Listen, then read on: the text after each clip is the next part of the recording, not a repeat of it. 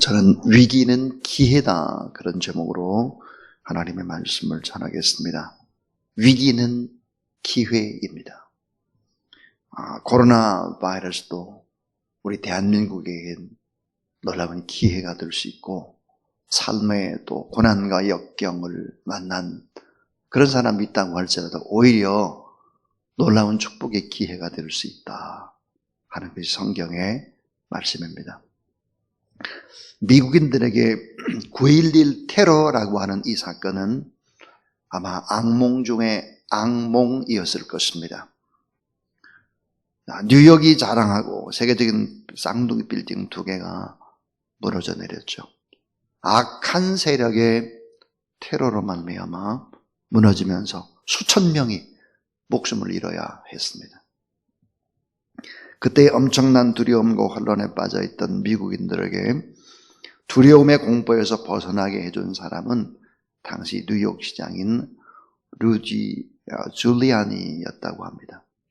이 루디 줄리아니, 그런 사건 현장으로 달려가고 방송을 통해서 공포에 떨고 있는 미국인을 위로하고 죽어가는 사람들과 또 늘 함께하고, 병원을 방문하고 소방대원을 격려하고, 밤잠을 잘 때에도 TV와 라디오를 켜놓고 잠시 새우잠을 잤다고 합니다. 왜냐하면 또 테러가 일어날 것을 염려했기 때문입니다. 자, 이런 절망의 순간에 뉴욕 시장에게 가장 큰 도움이 되었던 것이 무엇일까? 그것은 2차 세계대전 때 도일군의 공습을 받던 영국인들을 격려하고 그리고 기도했던 바로 윈스턴 처칠의 전기였다 하는 것입니다. 위기를 만났을 때 윈스턴 처칠은 어떻게 했나라고 하는 것을 전기를 보면서 알았다 하는 것이죠. 그래서 그 위기를 또 잘 마무리할 수 있었다 하는 이야기입니다. 오늘 본문에 엄청난 위기입니다. 이 본문은 위기 중에 위기를 얘기하고 있죠. 자, 이 위기를 어떻게 극복하고 있을까 하는 것입니다. 오늘 이 말씀 속에서 위기를 잘 분석하고 악한 세력이 누구인지를 파악하고 그 악한 자를 이기는 방법들, 그런 얘기들이 오늘 본문에 나와 있습니다. 자, 그래서 이 첫 번째 이야기를 한번 생각해 보겠습니다. 첫 번째는 악한 자는 누구인가를 파악하는 것입니다. 오늘 본문 속에서 악한 자가 누구냐, 그 악한 자는 과연 어떤 사람이냐 하는 것이죠.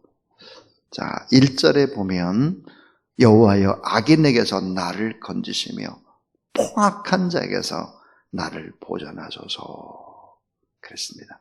악인, 포악한 자, 오늘 본문에 보면 뱀 같은 자, 독사의 독을 가진 자, 이런 얘기들이 쭉 나오고 있습니다. 오늘 이 성경 속에서 악한 자는 누구일까 하는 것입니다. 악한 반자로 바로 이런 사람이라고 오늘 말씀하죠. 하나가 뭐냐면 하나님을 두려워하지 않는 자다 그랬습니다. 겁이 없어요, 겁이. 하나님을 경외하지 않기 때문에 겁이 없는 겁니다. 하나님을 두려워하지 않기 때문에 어떻게 될까요? 살인을 저지를 수 있는 것이고 거짓말을 할 수 있는 것이고 서슴지 않고 폭행하고 강도짓을 할 수 있는 것이다 하는 거죠. 그래서 하나님을 경외하지 않는 거, 두려워하지 않는 거, 하나님을 무서워하지 않는 거, 하나님의 모든 것을 다 보고 계시다라고 하는 이 인식을 갖지 않을 때 이게 다 범죄의 온상이 되는 것이다. 그래서 하나님을 경외하지 않는 것이 죄악의 뿌리가 되는 것입니다. 이 악한 자는 하나님을 두려워하지 않는다. 그렇기 때문에 오늘 이 성경에는 또 뭐라고 말씀하느냐? 교만한 자다 그랬습니다. 교만할 수밖에 없죠. 하나님을 두려워하지 않으니까. 그래서 5절에 보면 이렇게 말씀합니다. 교만한 자가 나를 해하려고 올무와 줄을 놓으며 길 곁에 그물을 치며 함정을 두었나이다 그랬습니다. 하나님을 두려워하지 않으니까 교만해요. 또 오늘 이 성경은 교만한 자뿐만 아니라 하나님을 두려워하지 않는 자를 표시하기를 미친 자, 미쳤어요. 정상이 아닙니다. 오늘 이 시대가 점점점 미쳐가고 있습니다. 정상이 아니에요. 하나님을 두려워하지 않으니까요. 별이 별 짓거리를 다 하는 것입니다. 그래서 오늘 이 본문 속에는 또 악한 자는 누구냐? 교활한 자다 그랬습니다. 교활한 자. 자, 하나님을 두려워하지 않습니다. 교만합니다. 또 정상이 아니에요. 미쳤어요. 교활한 자다 그랬습니다. 이 악한 자는 꼭 오늘 이 성경의 시대, 다윗의 시대에만 있는 것이 아닙니다. 오늘 우리에게도 마찬가지죠. 악한 자가 있습니다. 신앙생활 잘 못하게 막고 교회를 어지럽히고 코로나 바이러스 때문에 벌벌벌 떠게 만드는 것이죠.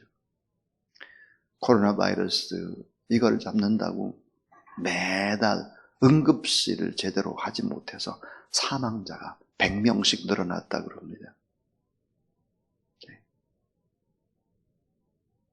우리는 잘 생각해 봐야 합니다. 우리를 정말 힘들게 하는 것이 무엇인지를 생각해 봐야 합니다. 악한 자는 누구인가? 첫 번째 얘기였습니다. 두 번째는 오늘 성경 속에서 악한 자가 사용하는 방법이 뭐냐? 악한 짓을 할 때 사용하는 방법이 뭐겠나 하는 거예요. 그 무기, 악한 자가 사용하는 무기가 뭐냐? 그 무기는 바로 다음과 같다. 이렇게 해서 얘기를 하고 있죠.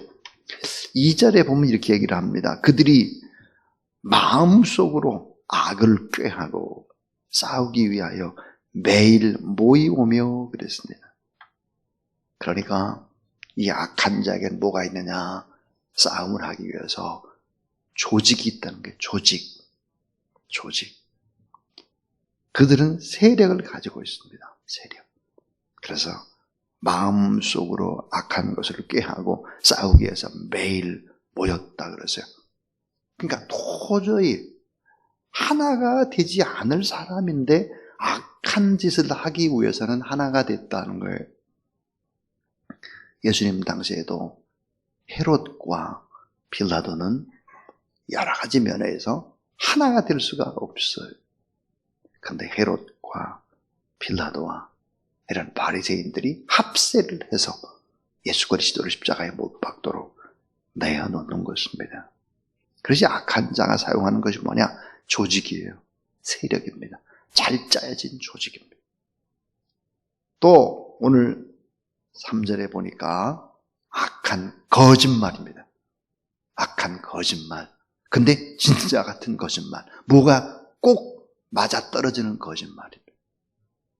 그래서 오늘 본문에 보면 뱀 같은 혀, 독사의 독으로 악한 말을 한다 그랬어요. 정말 이 언어라고 하는 것은 얼마나 정말 귀하고 귀한지 모릅니다. 그러나 아주 악한 도구가 되는 것이죠.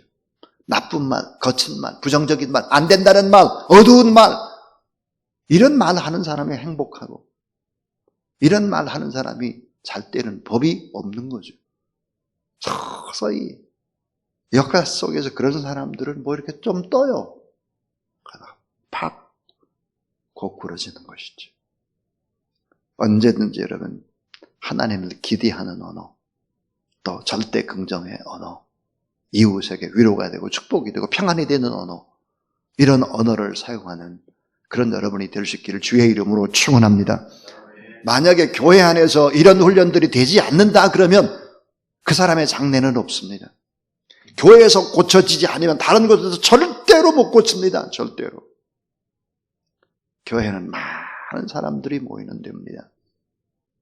특별히 어떤 사람들일까요?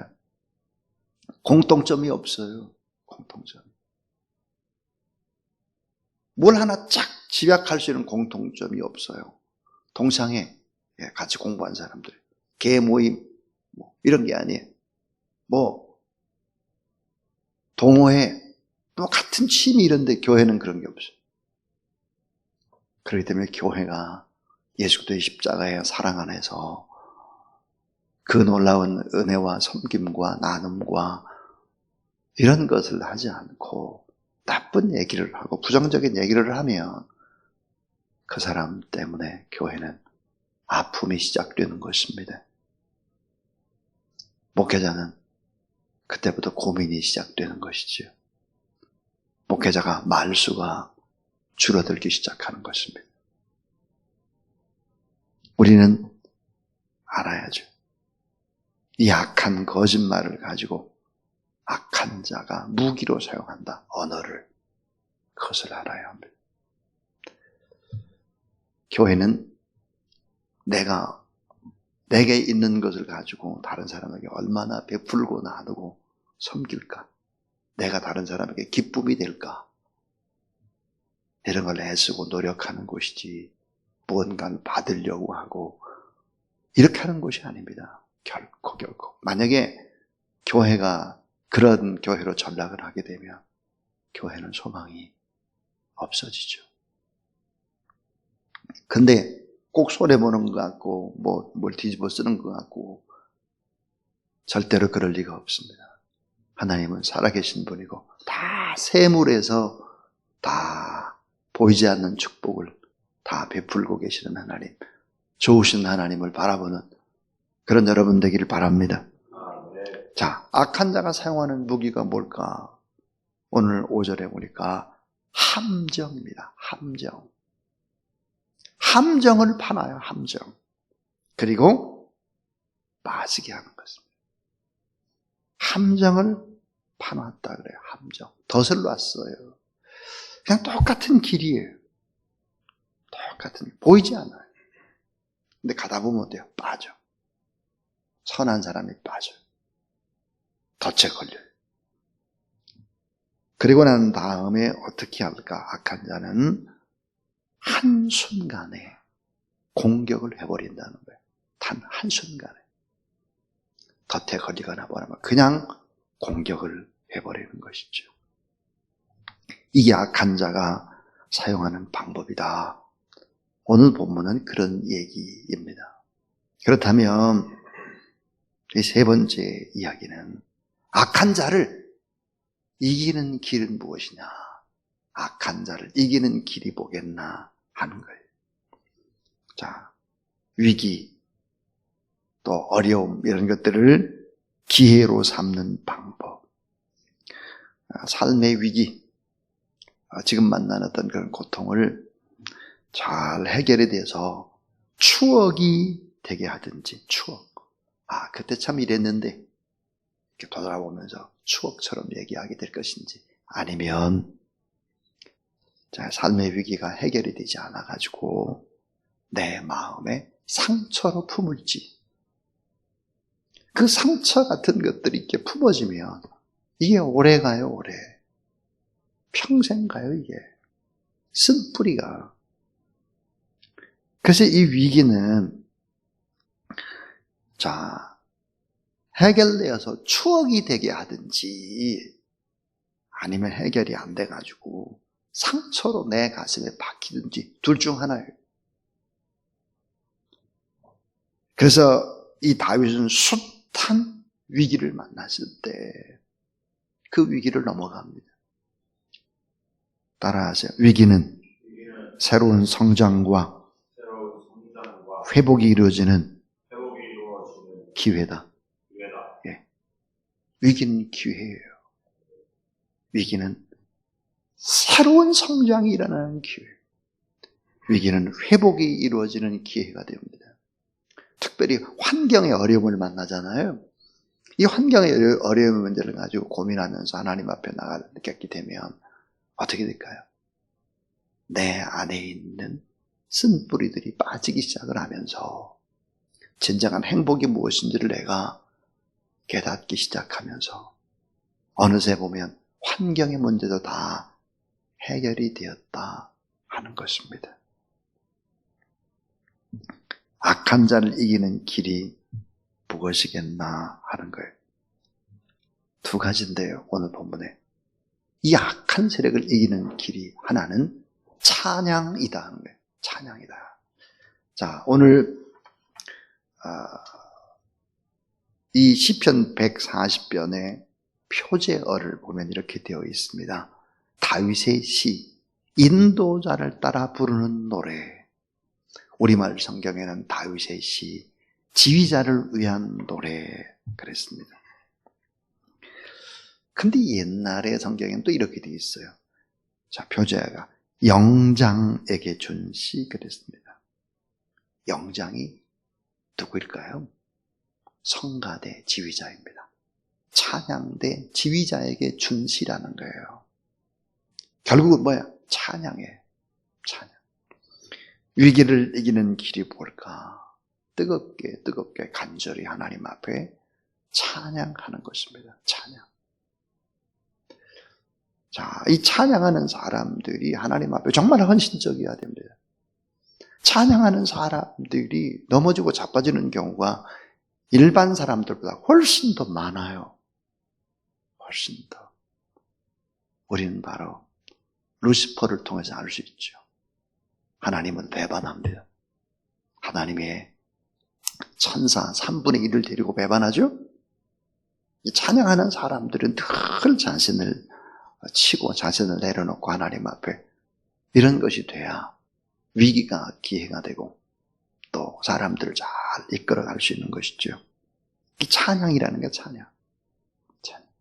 또 하나 뭘까? 기도입니다. 오늘 본문의 기도. 약한 자를 이기는 길이 뭘까요? 그 길은 바로 기도와 찬양이다. 그래서 오늘 이 본문에 보면은 외마디 소리와 같은 살려주세요. 도와주세요. 건져주세요. 이끌어주세요. 이런 외마디 소리와 같은 비명 같은 소리가 오늘 본문에 4마디가 들립니다. 따라하세요. 나를 살려주세요. 예. 나를 살려주세요. 1절입니다. 나를 살려주세요. 나를 건져주세요. 또 따라하자. 나를 지켜주세요. 예, 나를 지켜주세요. 4절 5절. 나를 살려주시고 나를 지켜주세요. 그 다음에 또 하나는 나의 소리를 들어주세요. 나의 기도 소리 들어주세요. 6절 7절이에요. 또 하나는 맨 마지막 13절입니다.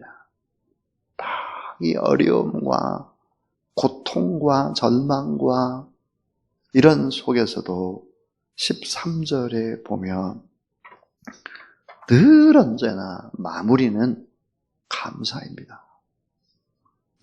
13절 진실로 의인들이 주의 이름에 감사하며 정직한 자들이 주 앞에서 살리다 그랬습니다. 또 하나의 기도, 감사하며 정직하게 살게 해주세요. 기도입니다. 나를 살려주세요. 나를 지켜주세요. 나의 소리를 들어주세요. 감사하며 정직하게 살게 해주세요. 기도 제목이죠. 다윗의 기도 제목이었습니다. 이렇게 악한 자를 이기는 길입니다. 저는 정말 종종 하나님 앞에 어젯밤도 오늘 새벽도 하나님 앞에 그렇게 기도를 합니다.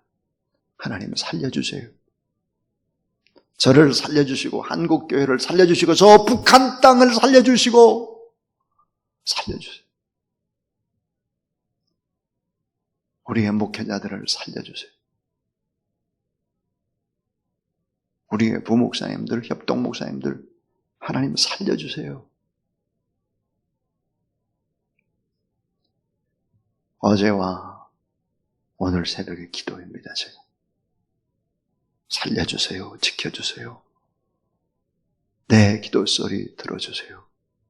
감사하며 정직하게 살게 해주세요. 이게 뭐예요? 악한 자를 이기는 길이라는 거예요. 그러면 어떤 결과가 벌어질까? 이렇게 하나님 앞에 기도하고 찬양할 때 어떤 일들이 벌어진다고 오늘 본문은 얘기합니까? 악한 자의 계획은 다 실패하게 되고 반드시 하나님 앞에 심판받게 된다 하는 거예요. 그래서 오늘 본문에 뭐라고 힘줘서 얘기하느냐? 하나님께서는 악인의 저주를 자신에게로 돌아가게 하신다 그랬습니다. 나쁜 얘기가 다 자기에게 돌아가는 거예요. 나쁜 행위가 전부 다 그들이 뒤집어 쓰는 거예요. 그래서 하나님이 어떻게 할까요? 정의를 회복시키시는 하나님이시다. 오늘 정의를 회복시키시죠. 일시적으로 구름이 가려질 수 있습니다. 일시적으로 구름이 가려져도 결국은 햇빛은 그 위에 비춰지는 것이죠. 위기 속에서도 하나님만 의지하게 되면 어떻게 될까? 위기는 외적인 문제를 해결해 준다는 거예요. 또 위기는 내적인 우리의 문제도 치유되고 회복시켜 준다는 게 내적인 문제. 또 하나 뭐야? 총체적인 성장과 축복의 기회다. 이게 어때요? 하나님의 방법입니다. 혹시 무슨 좀 어려움이 있다 할지라도 오늘 이 말씀을 믿고 반드시 악인은 심판하고 반드시 믿음의 길을 걸어가는 사람에게 공평의 축복을 주시는 그 하나님을 바라보고 낙심치 않고 믿음의 거룩한 길을 걸어가는 저와 여러분 우리 모두 다 될 수 있기를 주의 이름으로 축원합니다. 하나님 감사합니다. 하나님의 능력과 하나님의 사랑을 붙들고 오늘 이 새벽도 기도합니다. 공의로우신 하나님, 우리를 지키시고 보호하실 하나님, 그 하나님 앞에 간절히 기도합니다. 삶의 위기와 어려운 문제가 다 해결이 되어 추억이 되든지 또 삶의 위기가 해결되지 않으면 상처로 품어서 늘 언제나 고통스럽게 불행하게 살든지 이런 두 길밖에는 없는데 오늘 우리가 가지고 있는 삶의 문제도 해결되고 나라와 민족의 문제도 해결되고 코로나 바이러스의 문제도 잘 극복해 나가고 저 북한 땅 평양도 어렵고 주변의 모든 각 샅샅이 흩어져 있는 1,400만 명이 다 굶주림 속에 있는 저 땅도 하나님이 살려 주시옵소서. 이 나라를 지켜 주시옵소서. 우리의 기도 소리를 들어 주시옵소서. 우리가 감사하며 정직하게 인생을 살아가는 자 되게 하여 주옵소서. 오히려 위기가 새로운 성장과 회복과 축복의 기회가 되도록 도와 주시옵소서. 하나님 앞에 모든 영광 올려드리옵고 역전시키실 예수 그리스도 이름으로 기도를 드리오며 이제는 구주 예수 그리스도의 무한하신 은혜와 놀라우신 우리 하나님 아버지의 사랑과 성령의 능력과 권능의 거룩한 기름 부으심에 이 새벽도 여전히 기도의 자리에 나와서 기도로 또 인생의 승부를 거는 하나님의 사람들 머리 위에 이제부터 영원토록 함께 하옵시기를 간절히 축원하옵나이다. 아멘.